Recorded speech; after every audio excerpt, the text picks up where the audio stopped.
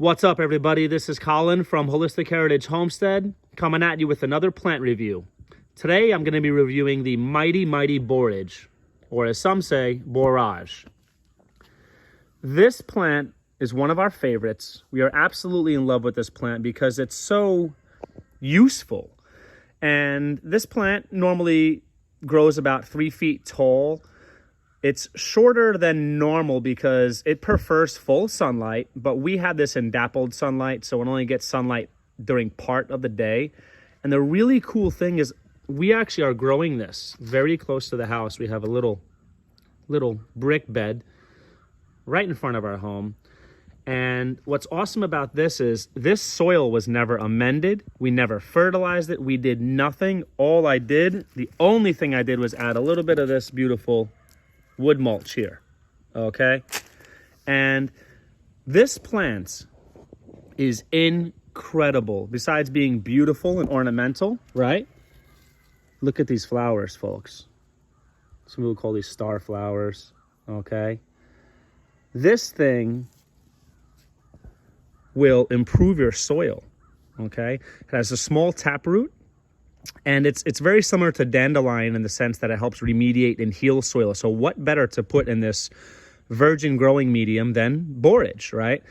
And this is November, folks, and this thing has beautiful flowers. So anytime you can give some love to the bees and the pollinators, the honeybees out there, as far as an early source of food for them, okay, and a later source of food for them, that's really great, especially with what's going on with populations for pollinators. It's kind of sad. So this is one way to really help them out, folks. And for you folks that are into getting your own honey and producing your own honey, you're absolutely going to want borage because it's an annual, but it readily self-seeds, especially in warmer climates. This thing will just give you volunteer plants, which is amazing because we love free food.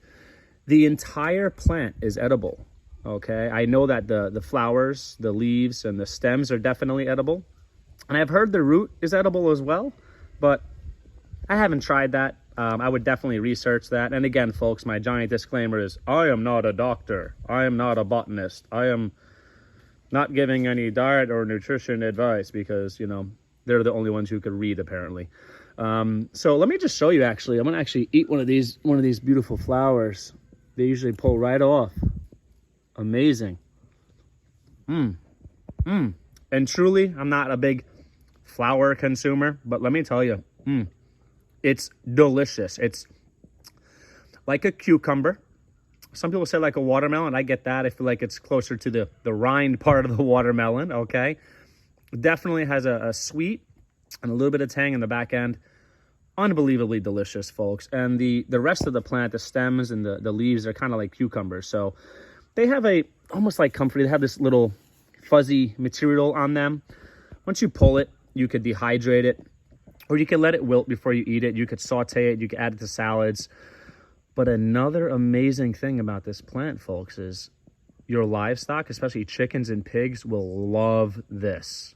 Love this. And being that this isn't, I hate to use this terminology, it's a biodynamic accumulator, this plant will pull all kinds of trace minerals and vitamins out of the soil right into its leaves and the body of the plant itself. So, you know, for us folks, this is so nutritious because it's an adaptogen. Adaptogens are great for helping, for example, your adrenal glands. Your adrenal glands produce cortisol when you're stressed, in a stressed state, which if you're an American, you're definitely stressed, right? Most people deal with stress, right? Come on now. So anything that's going to help you combat stress, I think, is just a huge win. And anti-inflammatory, okay? And again, this is stuff I want you to, everything I say, don't take it, you know, just research everything I say, even though I know this to be truth to me and unending research and experience. But again, just do your own research, folks. What's amazing about this is also it's phenomenal for, you know, again, the vitamins, the trace minerals, and small amounts of just a large spectrum of things that your body needs. So as far as for you survival or preparedness folks out there, we don't grow flowers on my property. Okay, now let me say there's a pause there. The only flowers we grow are flowers that can feed us and or pollinators. We grow lots of sunflowers that could feed us and our livestock. We love to grow borage, okay? We love to grow, this actually we grow in, you know, being that it's right in front of our house, it's kind of like a medicinal garden. We grow lots of calendula and chamomile and things of that nature, because you don't need to just grow flowers because they're pretty. Nothing but love for you folks who do that, because I think it's great, and as I get older, I would totally be into that. But why not grow things that are beautiful like this, that are also edible? I mean, you could put those, people put these on cakes, you can candy the flowers. I like them just raw, like in a salad, right?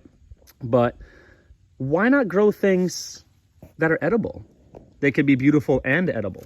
And even if you're growing them just for pollinators, the pollinators are going to help you get a higher yield on your other plants, because if you plant these next to your tomatoes or whatever, anything that has a flower, produces a flower, this is going to increase your production dramatically. Because let me tell you, for some reason, the bees absolutely go crazy over this stuff. They love this stuff, and it just makes me happy to see them out.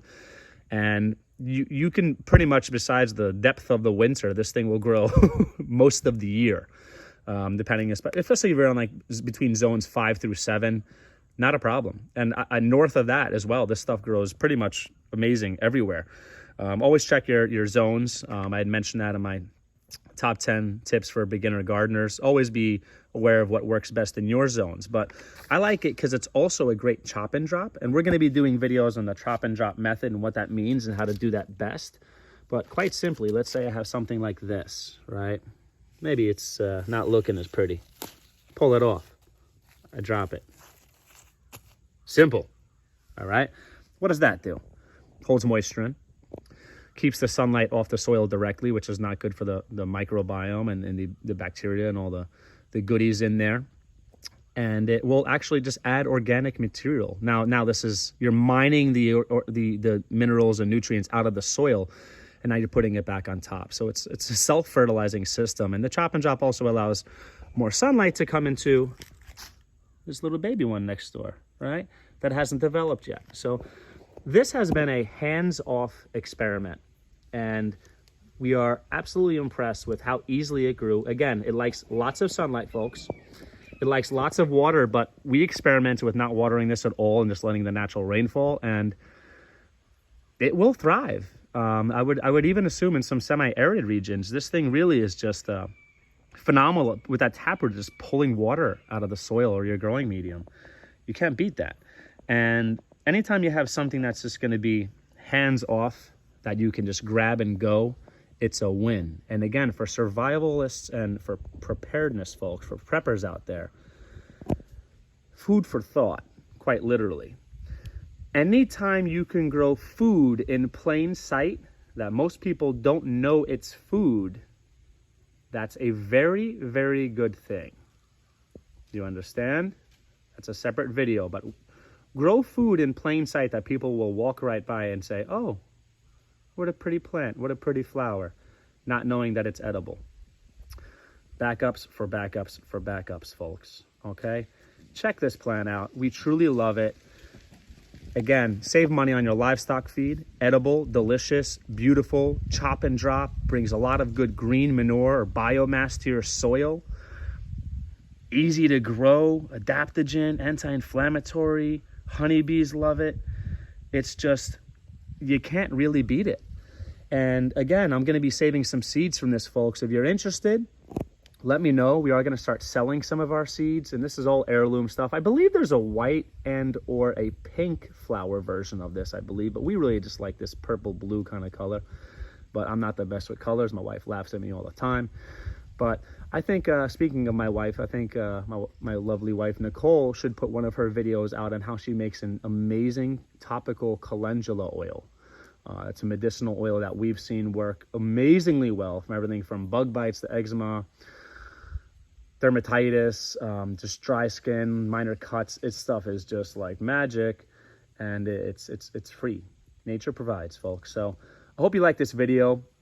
If you have any other benefits of borage, I could go on and on. I wanted to highlight the most important ones, I think, the ones that really are just kind of in your face that you could benefit from immediately, look at this beautiful plant. Give it a shot. Give it a grow, if you say. All right? And let me know how you like it. As always, like, comment, subscribe. I think I'm going to eat another one of these flowers here because they're so delicious. I just need one. And hit the comment section. We appreciate the love and support. Let's go Borage. Mighty, mighty Borage.